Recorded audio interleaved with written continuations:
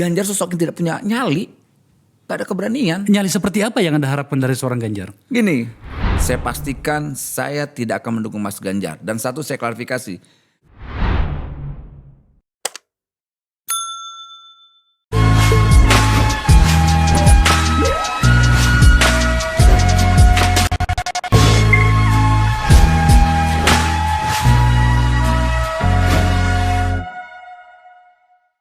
Seperti yang sudah kita perkirakan, semakin mendekati pemilu, semakin riuh situasinya.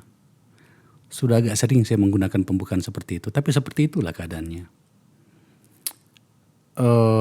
Tiba-tiba pagi tadi saya menerima sebuah tautan WA yang dikirimkan entah oleh siapa. Judulnya itu adalah undangan jumpa pers. Pembubaran relawan Ganjar Pranowo oleh orang yang saya kenal, sudah pernah menjadi narasumber di sini. Saya tidak mau menggunakan tukang ribut loh ya. Tapi itulah kira-kira. Dan saya undang ke sini. Sekarang di depan saya. Emmanuel Ebenezer. Beneran Nal? Benar. Apa masalahnya? Masalahnya sih nggak terlalu ini ya, tapi ada hal yang sangat prinsipil yang menjadi pertimbangan kita. Pertama-tama, dukungan Ganjar itu kan awal kita yang mendukung ya.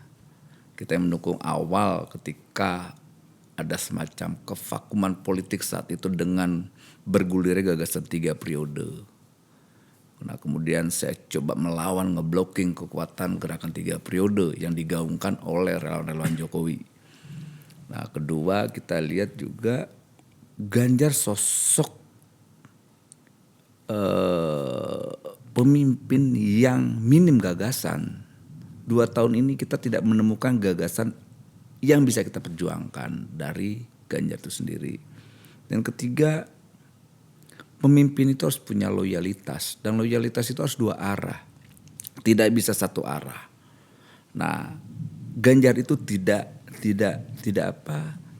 punya loyalitas itu. Jadi kita berharap narasi-narasi yang selama ini dibangun seakan-akan dia sosok pengganti Jokowi jauh sekali. Presiden Jokowi itu pemimpin yang benar-benar hadir di tengah rakyat, bukan dasar kepalsuan, tapi dasar oleh sebuah kejujuran dengan hasil apa yang dia kerjakan. Misal contoh sederhana, ketika itu menjadi narasi yang selalu digaungkan oleh kelompok yang beda pandangan dengan Presiden Jokowi ketika Presiden Jokowi masuk ke gorong-gorong, God melihat situasi. Nah kalau Ganjar kan tidak, coba dia menarasikan seakan-akan dia bekerja dan berpihak.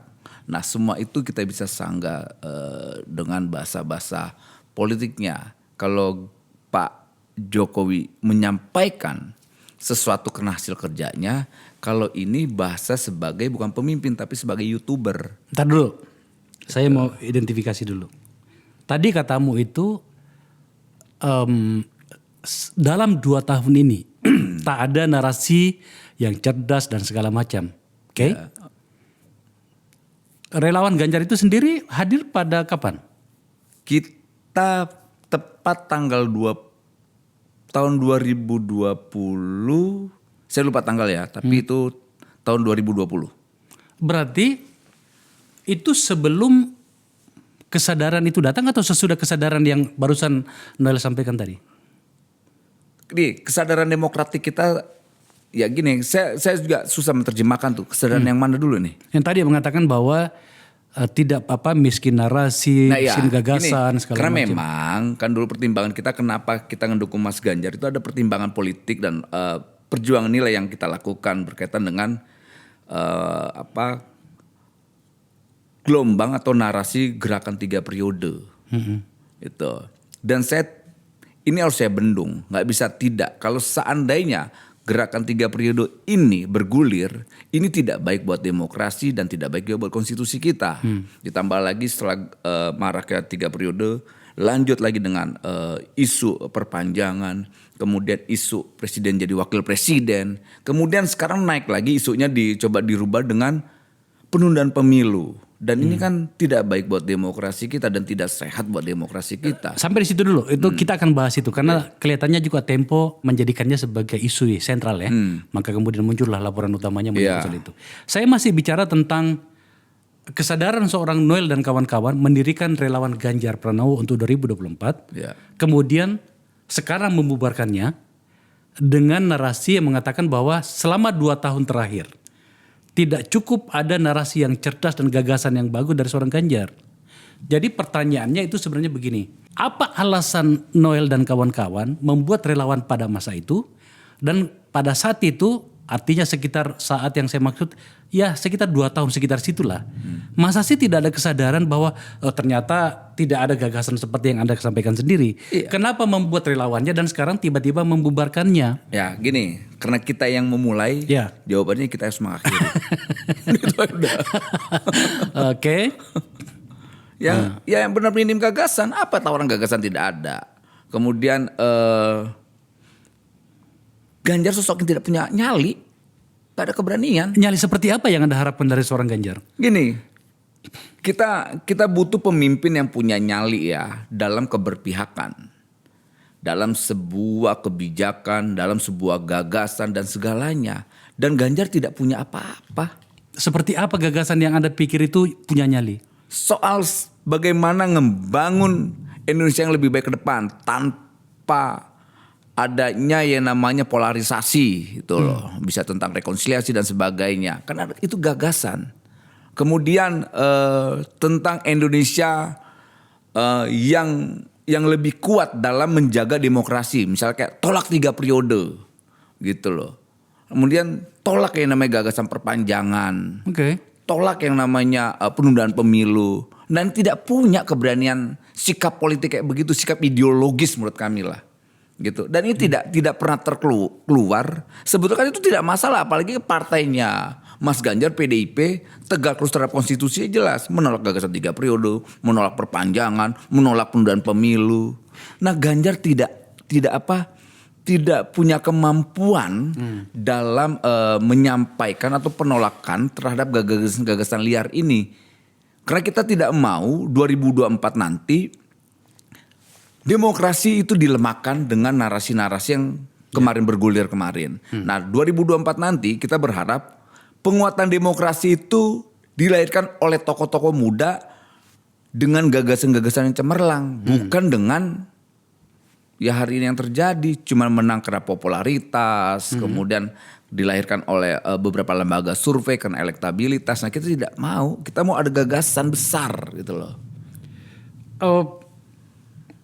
Saya suka pikiranmu itu Noel. Pada tanggal 28 bulan 1 2023 bulan lalu ya. Saya menulis di Twitter saya begini.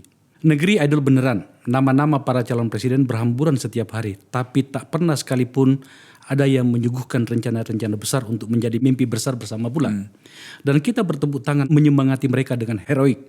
Republik Idol Nusantara. Sejalan dengan pikiranmu itu. Ya. Sejujurnya banyak yang mengeluhkan soal itu. Di pikiran kami di sini di Negara Institute, lembaga yang saya dan teman-teman mendirikannya adalah, wahai kepada teman-teman, Anda, sahabat-sahabat atau orang-orang yang merasa diri punya potensi untuk membawa kita ke masa depan, muncullah, hadirkan pikiran itu. Itu. Contoh misalnya hari ini begitu banyak gugatan tentang penegakan hukum, muncullah. Apa sikapmu tentang misalnya kasus Joshua? Apa sikapmu tentang tak adanya jaminan fasilitas hukum menyangkut dengan JC-nya Eliezer yang akan diputuskan minggu depan? Tentang kemiskinan, tentang IKN, tentang bla bla bla, begitu banyak problem. Okay. Kita menginginkan orang-orang seperti itu kan gitu ya. Betul. Pada bagian itu saya harus mengatakan sikap saya, kita sama-sama. Dan banyak di antara kita bersama-sama. Cuma barangkali belum muncul saja. Mungkin karena kau lebih gila saja kemudian kau menyampaikan ini. Tapi saya mau mengatakan begini. Kalau dalam konteks Ganjar kau minta untuk berbicara seperti itu dalam konteks sebagai calon presiden. Tidakkah itu terlalu dini, lawang dia belum jadi capres kok? Oke, dia tidak calon capres, tapi dia kader bangsa dia sebagai anggap aja kandidat walaupun secara politik partainya belum mengusung ya, apalagi coba mendukung. Tapi dia punya keberanian untuk menyampaikan gagasan itu. Bangsa ini lagi ada problem masalah yang sangat akut berkaitan dengan hukum. Bukan soal Joshua aja. Kayak kemarin mahasiswa UI ditabrak, mati jadi tersangka. Semua diam tuh. Gitu loh. Harusnya kayak para elit-elit kita yang hari ini yang Bung Akbar bilang para idol ini, para pedagang ini, coba dong ada keberpihakannya persoalan penegakan hukum. Jadi bukan soal slogan, tapi ada sebuah keberpihakan nyata. Nah hari ini kita nggak tahu nyari siapa nih, gitu loh.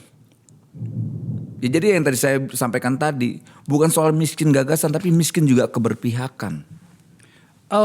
Saya tidak terlalu yakin apakah saya cukup tepat mendekati Noel dengan pikiran yang sedang ada di memori saya, bahwa mungkin kekecewaanmu karena you membayangkan dan nama relawanmu ternyata memang relawan Ganjar untuk 2024. Yeah. Kamu membawa Ganjar dalam konteks you calon presiden saya. Betul. Ya kan? Betul. Jadi bukan hanya sebagai seorang manusia politik. Kenapa tidak kau sisipkan sebuah pikiran begini, bahwa Ganjar berada dalam sebuah format partai di mana kemudian dia harus menghormati juga beberapa kebijakan, mungkin kebijakan, mungkin kesepakatan internal dengan PDIP. Hal yang sama terjadi juga dalam pikiran kita tentang Anies. Kadang-kadang saya merasa fair nggak sih kita kepada Mas Anies, ya kan? Ketika dia belum jadi capres, meskipun dia gadang-gadang oleh satu atau dua partai, tetapi kan belum resmi. Apakah kita fair kemudian memintanya masuk dalam format yang kita bayangkan, meskipun ada ruang untuk memasukkan pikiran itu? Tidak kan seperti itu, Nel. Tadi apa yang disampaikan Bu Akbar itu kan persoalan teknis, bukan soal substansi. Substansinya bagaimana gagasan yang kita butuhkan, gitu loh. Soal dia didukung oleh partai dan tidak didukung partai kan itu persoalan teknis. Gitu. Nah kita mau bicara tentang substansi kan, soal gagasan ke depan, soal bagaimana 2024 dan sebagainya. Jadi ada sebuah tawaran gagasan yang bisa menjadi pilihan kita, pilihan rasional kita, pilihan demokratik kita. Nah itu tidak kita temukan di Ganjar. Ganjar hanya bisa menikmati narasi-narasi yang dia ciptakan aja. Dia makan bakso sendiri, difoto dari jarak jauh. Kemudian berlari sehat sendirian. Kalau pemimpin yang baik kan bukan sehatnya sendirian. Dia harus rame-rame dengan rakyatnya.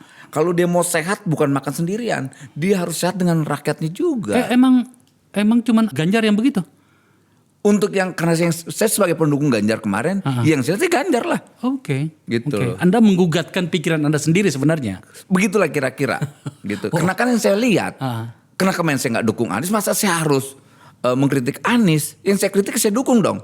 Itulah pilihan demokratik yang cerdas, gitu loh.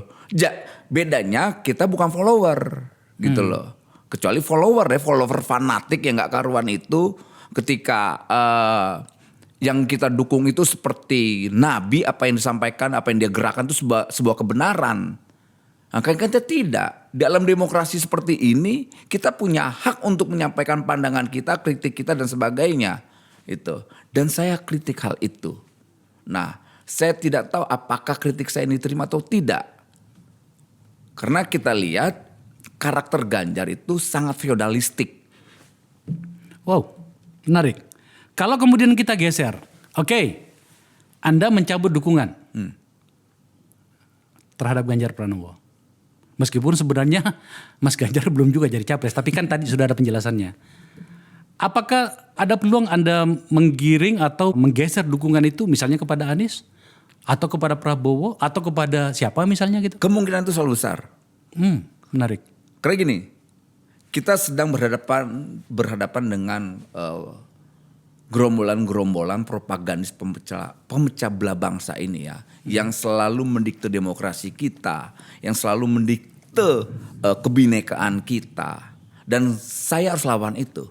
Ya contoh misalnya kayak Anies dinarasikan tokoh yang intoleran, ya saya nggak mau tuh, saya tidak akan masuk dalam narasi itu. Hari ini kita bisa lihat Mas Anies pendekatan ke kelompok-kelompok yang diidentifikasi sebagai kelompok minoritas atau orang Kristen gitu. Sangat toleran tuh. Artinya kelompok Kristen di Jakarta ketika Mas Anies memimpin Merasa nyaman saja gitu ya. aman. Oke. Tidak ada problem, dialog itu terbuka. Nah, begitu juga misalnya ke Prabowo, ke Pak Prabowo 2019 ketika Pak Prabowo masuk kabinet, ada kekhawatiran orang kelompok-kelompok pendukung Jokowi soal Prabowo akan melakukan kudeta. Faktanya apa? Totalitas, loyalitas Pak Prabowo dalam mendukung pemerintahan Jokowi itu luar biasa. Begitu juga Mbak Puan. Mbak Puan dinarasikan seperti apa. Justru dalam alam demokrasi seperti ini kita butuh sosok perempuan dalam keterwakilan. Nah tinggal kita pilih aja mana yang terbaik gitu loh.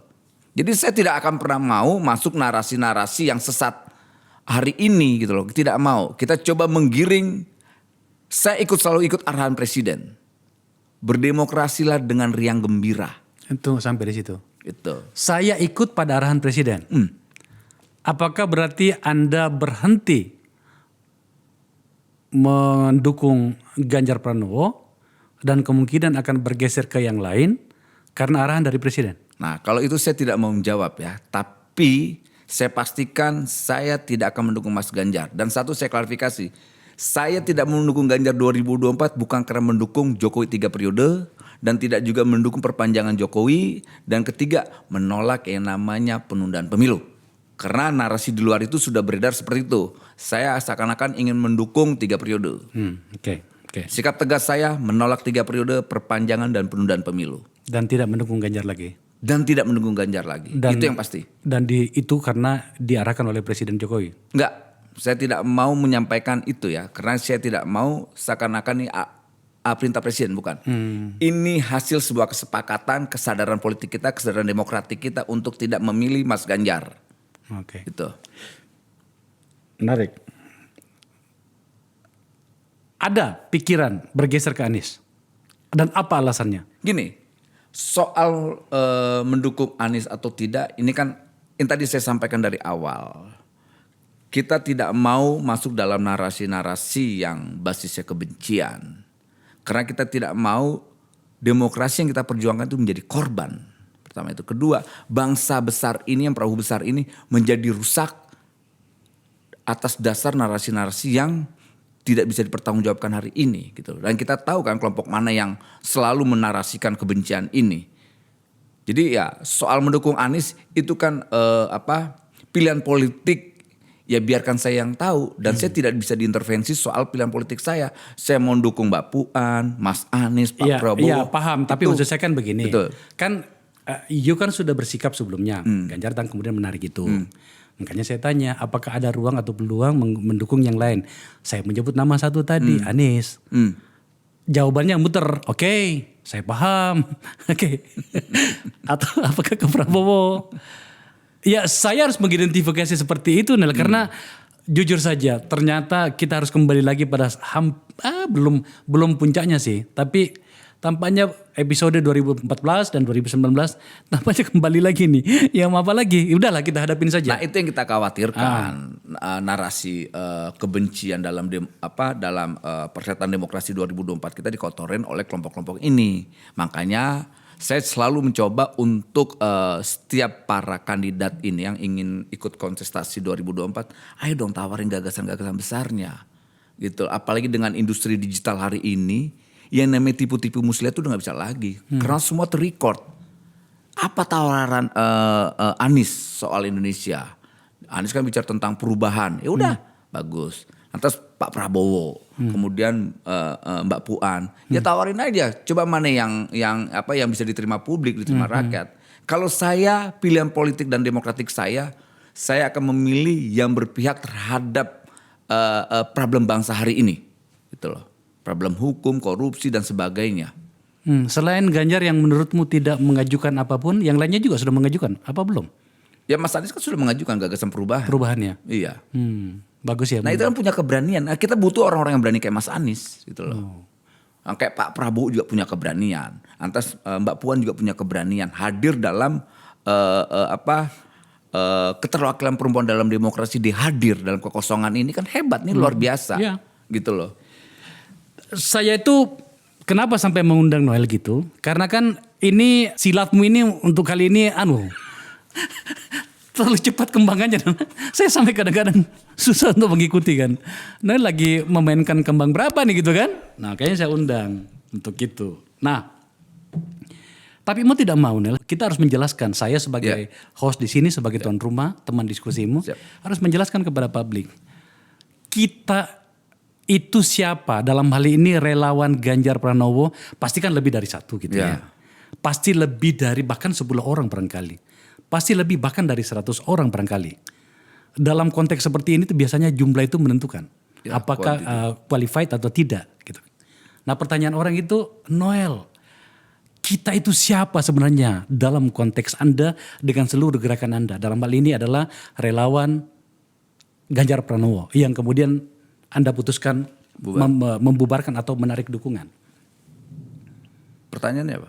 Pertanyaannya itu, Anda itu siapa? Dalam hal ini seberapa besar orang Anda di mana saja, seberapa efektif itu akan bisa membantu untuk mengegolkan agenda Anda tentang orang itu? Jawabannya saya adalah sebagai kader bangsa, saya sebagai aktivis jalanan, kita punya tanggung jawab moral dan politik buat bangsa ini ke depan. Kita nggak bisa diam diri atas gunjang-ganjing dan dibajaknya demokrasi kita oleh kelompok oligarki atau kelompok kleptokrasi hari ini. Ini kan dominan banget, mendominasi ya di eranya Jokowi, kelompok kleptokrasi ini. Para pencari cuan, para rampok, maling-maling ini dari maling PCR, minyak goreng, pupuk. Kemudian kita lihat kemarin kejadian di institusi besar kita, penegak hukum kita di kepolisian hadir kelompok mafia-mafia. Nah kita nggak bisa diam, kita sebagai aktivis harus punya tanggung jawab moral. Kalau itu saya tidak pernah meragukanmu. Tidak cukup banyak lah tepatnya. Mungkin gini, jawabannya soal kuantiti. Mungkin secara kuantiti kita tidak begitu banyak. Tapi kita punya standar kualitas moral. Apa itu? Ya keberpihakan dan integritas saya pertaruhkan hari ini. Itu makanya saya sekali lagi saya katakan, saya tidak meragukan itu dari seorang Emmanuel Ebenezer. Kita tahulah itu kan. Tetapi kan pada akhirnya orang akan bicara tentang ya mungkin kuantiti, mungkin keberadaan gitu kan. Karena ya itulah namanya juga media sosial bro. Ada orang, ada organisasi, dia ketua umumnya, dia sekjennya, dia bendaharanya, tapi seakan-akan besar banget kan gitu kan. Itu juga problem. Nah, kalau di kita tidak, di kita perangkat organisasi kita, perangkat organisasi layaknya organisasi. Ada ketua umumnya, ada sekjennya, ada bendahara umumnya, ada ketua-ketuanya. Ketua bidang A, B, C, D, V dan semuanya. Jadi bukan apa yang disampaikan oleh Bung Akbar. Banyak memang di luar sana ketua umumnya media, sekjennya dia, anggotanya dia juga. Nah kita tidak. Cuma karena kebetulan dia pintar bernarasi, suaranya bagus, dan media cukup malas untuk mencari substansi tentang keberadaannya, maka jadi pengamat lah dia kan, kira-kira gitu kan. Banyak juga seperti itu. Banyak sekali. Dan cukup berani untuk mengancam para pihak, untuk mengatakan dirinya cukup layak untuk diperhitungkan kan gitu kan. Makanya aku tanya sama lu. Ya, kita punya perangkat itu dan pembubaran ini kan akan disambut oleh pengurus-pengurus wilayah daerah, dan apa yang menjadi sikap kita soal pembubaran ini juga kan kita koordinasikan di internal kita, di pengurus pertama di DPP-nya, pengurus pusat, kemudian kita koordinasikan ke daerah-daerah DPD dan DPC gitu loh. Tidak seakan-akan cuman saya sendiri ANSI, tidak. Kita punya perangkat organisasi yang layaknya organisasi seperti yang di luar, ormas-ormas atau karena kita sifatnya ormas bukan partai ya, karena kan partai organisasi terbesar. Di bawahnya itu ada liga, front dan sebagainya. Kita pada level ormas itu gitu loh. Unik loh memang gitu ya, karena begitu cepat di relawan Ganjar 2020 entah bulan berapa gitu ya. Kemudian tadi barusan dikatakan menarik dukungan dan kesadaran tentang miskinnya ide dan gagasan tentang Indonesia yang lebih baik itu disadari dengan mempelajari gerak langkah Mas Ganjar Pranowo itu sebagai kandidat ya, calon presiden itu ternyata dianggap miskin dan kemudian dukungan itu dicabut. Tapi mau tidak mau orang itu akan menghubungkan sikapmu ini dengan mempelajari gerak tubuh dan penyikapan politiknya Pak Jokowi gitu ya. You kan sebagai salah satu diehard gitu ya. Salah satu diehard dari Pak Jokowi gitu loh Noel. Ada beberapa tadi di WA saya mengatakan gini, ini nggak bisa diabaikan nih sikapnya Noel ini. Kenapa? Tampaknya itu kita bisa anggap bahwa salah satu sikapnya Pak Jokowi sebagai figur sentral untuk 2024 nantinya itu tampaknya ada pada gerakannya Noel ini. Menggunakan kata gerakan loh Noel, jadi serius ini bareng gitu kan. Yakinkan kita bahwa Pak Jokowi tidak bersikap di sini dan peluang bagi orang-orang yang tampaknya tidak cukup mendapatkan ruang di pikiran dan memorinya Pak Jokowi sebagai presiden itu tetap bisa berkontestasi. Betul. Ya kita lihat gini, ada porsi tersendiri ya, karena saya lihat Pak Jokowi ini kan punya standar dalam menilai seseorang. Soal apa bahasa endorse dan sebagai narasi diksi dan soal itu semua, ya semua di endorse sama presiden. Mas Yusril, Erick Thohir, Mas Ganjar, semualah sampai Pak Prabowo. Tapi kita lihat di antara semua ya yang kita lihat sepertinya Pak Prabowo cukup punya ituan tersendiri di memori kepala presiden. Entah loyalitasnya kah, entah integritasnya kah, atau apa saya nggak tahu. Tapi itu berkali-kali disampaikan oleh presiden. Ya kita membaca itu. Gitu. Kayak kemarin terakhir di ulang tahun Gerindra. Ya presiden menyampaikan ya elektabilitas Pak Prabowo, partai dan semua semoga makin tinggi. Dan ini kan sikap yang saya lihat ya entah itu endorse atau apa, tapi itu sebuah pernyataan jujur yang disampaikan oleh Presiden Jokowi ke Pak Prabowo. Dan mungkin bahasa saya menginterpretasikannya ini sebuah arahan politik gitu loh. Dalam coba kawan-kawan relawan pendukung saya lihat nih Pak Prabowo. Selama pemerintahan saya, beliau ini punya totalitas, loyalitas dan integritas. Coba dipertimbangkan gitu loh. Kayak gitulah kira-kira.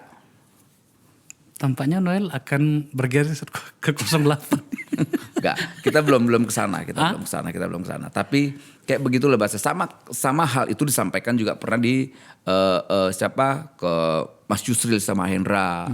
Kemudian ke Erlangga, lantas ke Erick Thohir dan banyak lah. Karena kita kan ke depan ini sudah hentikan ya namanya polarisasi yang rendahan itu ya. Karena yang dirugikan demokrasi dan bangsa ini gitu loh. Kita mau ke depan ini kan Jokowi itu selalu mengarahkan kita, apalagi kayak saya gini, coba demokrasi ke depan itu riang gembira deh gitu loh. Makanya saya tidak akan pernah mau ikut dengan narasi-narasi kebencian, narasi-narasi yang merusak lah ya gitu. Noel, bagaimana kalau ternyata kemudian di ujungnya nantinya Pak Jokowi sebagai patron penyikapanmu, you nggak bisa menghindar dari sini bro. Patron penyikapanmu ternyata akhirnya mendukung Mas Ganjar seiring dengan dukungan PDIP misalnya, apa yang akan kau lakukan? Saya akan tetap tidak mau mendukung Mas Ganjar. Saya selalu berpegang teguh terhadap prinsip dan pilihan politik saya. Saya tidak akan pernah mau, itu kan persoalan teknis lah. Itu menurut saya bukan persoalan substansi pilihan saya nggak mau. Ketika apa yang sudah saya sampaikan, sudah saya pertanggungjawabkan. Sama halnya dulu pernah saya membela kawan saya yang akhir saya diteroriskan dalam 3 bulan. Saya pertahankan itu, buat saya itu sebuah kebenaran dalam sebuah pembelaan. Iya, pada kasus Munarman. Iya. Iya. Tapi kan itu berisiko bagimu Nul. Risikonya begini kira-kira. Oh, pahamlah, kau akan mengatakan Noel itu risiko kita hadapi. Maksud saya begini, katakanlah misalnya, kemudian atas berbagai pertimbanganmu yang saya yakin bagus, kan sebagai aktivis, itu kamu mendukung Anies misalnya, atau mendukung Pak Prabowo misalnya, atau mendukung Mbak Puan misalnya. Gitu. Tapi kemudian mereka mengatakan, bahaya Noel nih, dukungannya bisa dia cabut lagi dari kita itu. Enggak gitu, kita tidak punya tipikal begitu. Siap, bukan you bro, Oke. tapi Orang mereka opini, gitu loh. Ya. Nah justru kita jelaskan di sini bahwa ya saya kan punya jejak digital ya dalam mendukung siapapun.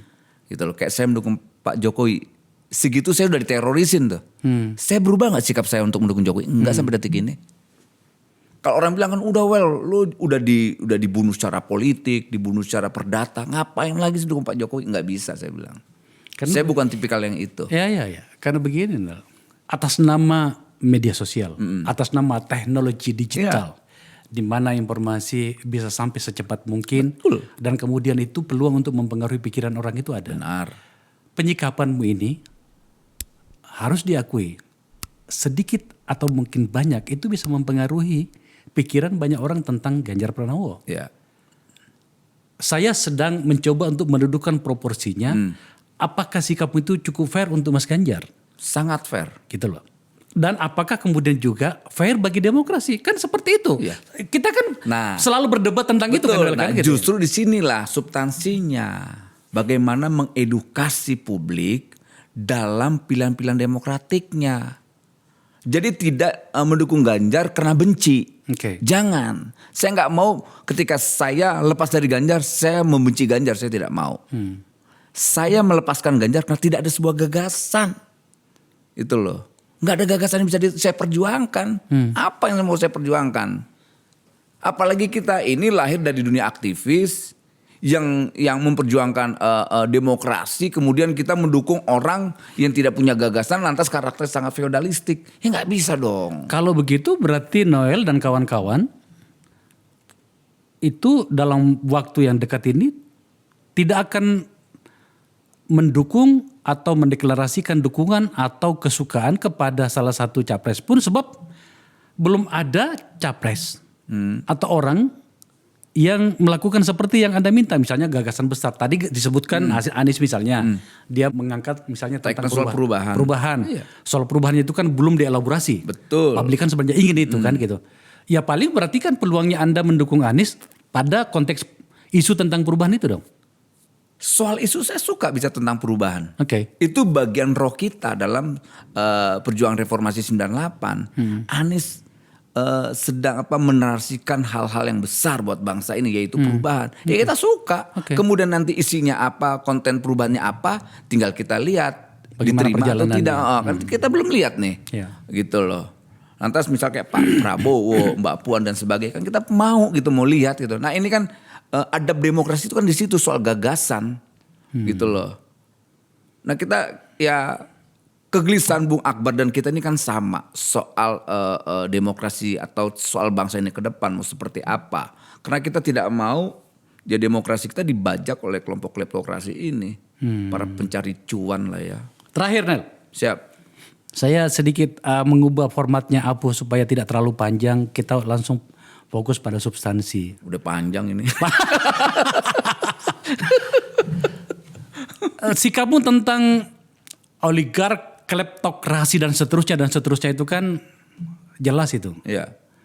Bagaimana kalau kemudian ternyata pada pemilu 2024 nantinya, ternyata semua yang akhirnya maju bertarung, ternyata tidak bisa meyakinkan kita bahwa mereka bebas dari itu, apa sikapmu Nel? Gini, kita harus pahamin soal oligark ini. Oligark yang berpihak kepada republik atau oligark yang berpihak terhadap perampokan. Oh ada oligark yang berpihak terhadap republik?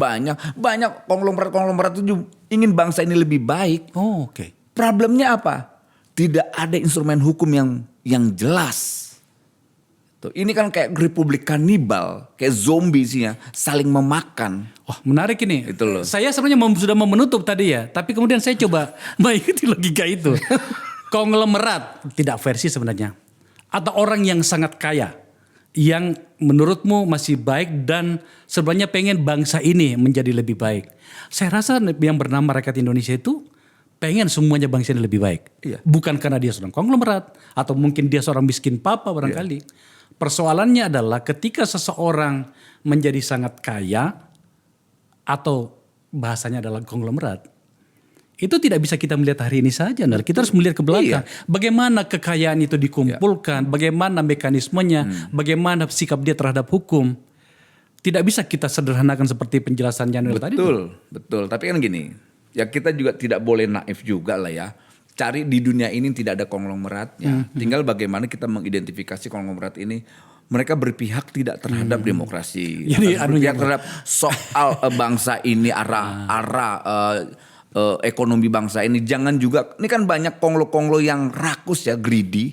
Yang akhirnya mentalnya itu ya Ya saya nggak tahu, tapi kan banyak juga mereka yang baik-baik. Nggak bisa juga kita gini. Jangan juga kita marah karena mereka kaya. Nggak bisa juga, nggak fair dong. Setuju Nah, saya, gitu. setuju. Saya nggak mau. Karena juga kita tidak pernah diajarkan, entah itu di Islam, entah itu di Kristen, di Hindu dan sebagainya. Tidak pernah diajarkan nggak boleh kaya. Nggak ada tuh dalam kitab manapun. Kamu nggak boleh kaya. Yang nggak boleh itu mencuri, rakus, tamak dan sebagainya. Gitu. You kaya boleh, tapi jangan karena mencuri, karena merugikan orang lain. You boleh kaya, tapi jangan rakus dong. Oke, Gitu. kalau kemudian ternyata memang sikapnya hari ini seperti itu, kita hargai. Tetapi kemudian tiba-tiba dia berpihak kepada masa depan bangsa, apakah kita harus melupakan bagaimana proses-proses dia menjadi sangat kaya di masa lalu, kita terima sebagai apa adanya? Kita bangsa pemaaf. Oh, oke. Kita bangsa pemaaf. Kedua, kita kan bertuhan. Tuhan yang memaafkan. Semampu apa sih mereka ngangkut alam Indonesia ini? Apalagi dengan aturan global hari ini, diperketat keuangan dan sebagainya. Mereka tidak akan berani liar lagi. Oke. Satu-satunya pilihannya mereka harus berpihak terhadap republik ini. Itu atau hilang harta kalian di luar sana. Itu. Ya kan? Bahasanya tadi yang terakhir itu gimana? Ulangi tadi. Saya lupa tuh. Ya dia berpihak sama bangsa ini atau hilang hartanya di sana. Harus berpihak pada Indonesia. Iya. Artinya Hentikanlah kerakusan Perilaku yang- perilaku rakus itu. Wow. Jangan semua dimonopoli dong. Nikel dimonopoli, batu bara dimonopoli, pupuk dimonopoli, tongkang dimonopoli, Lalu kemudian minyak goreng dimonopoli. Lalu kemudian bahasanya seakan-akan arif bijaksana. Iya, rakus semua. Gini, akses kesejahteraan itu dibagi dong. Supaya apa? Bangsa ini tidak masuk dalam jurang anarki. Oke. Gitu loh. Ketika negara tidak bisa dikontrol lagi, yang begini timbul. Oke. Gitu. Nah, makanya saya selalu berusaha untuk menyampaikan kuatkan demokrasi kita, jangan kuatkan kekuasaannya, bahaya. 2024 ayo sama-sama kita, mau Anies, mau Prabowo, mau Mbak Puan, jangan kekuasaan yang kita dukung, demokrasinya. Supaya kenapa? Kekuasaan itu bisa kita kontrol. Singkat kata bahwa di memori Emmanuel Ebenezer bersama dengan teman-teman di relawan Ganjar Pranowo itu telah mengeluarkan Ganjar dari format pikiran Memori dan otak memori kita. kota bahwa ini adalah jawaban bagi masa depan Indonesia. Ya, itu yang terbaik. Oke, Noel, thank you ya. Siap, Om Akbar. Lu cakep hari ini ya. Bajunya keren. Enak. Biasanya datang dengan baju kaos. Tiba-tiba kita dikasih kemeja. Luar biasa kemejanya nih. Oke, Gila, keren.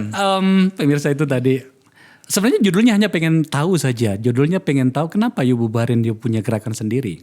Tadi jawabannya banyak gitu ya. Tapi setidaknya kita bisa mengidentifikasi bahwa ada yang sedang terjadi dalam konteks Ganjar Pranowo dan sekitarnya. Apa yang saya maksud? Mungkin PDIP-nya barangkali, mungkin Pak Jokowinya. Menarik. Saya sedikit agak memahami relasi antara Emmanuel Ebenezer dengan beberapa orang yang berada di sekitar presiden. Atau barangkali presidennya gitu. Kita lihat saja nanti. Terima kasih telah menyaksikan acara ini.